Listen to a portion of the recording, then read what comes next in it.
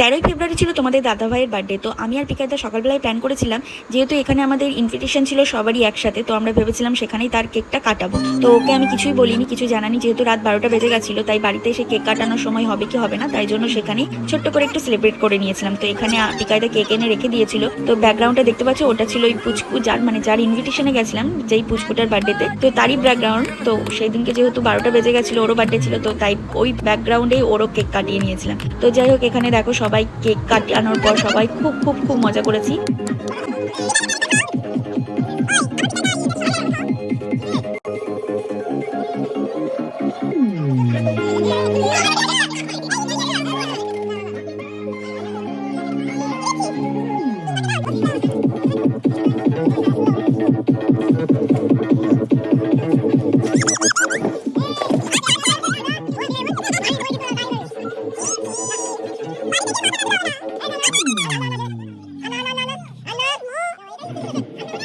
সবাই তো কেক মেখে পুরো মাখামাখি হয়ে গেছিলো। তো যাই হোক, তো ভিডিওটা কেমন লাগলো অবশ্যই কমেন্ট করে জানিও, আর ভালো লাগলে একটা লাইক করে দিও, আর সাবস্ক্রাইব করতে একদম ভুলো না। তো আজকের মতো এইটুকুই, সবাই ভালো থেকো, সুস্থ থেকো, টাটা।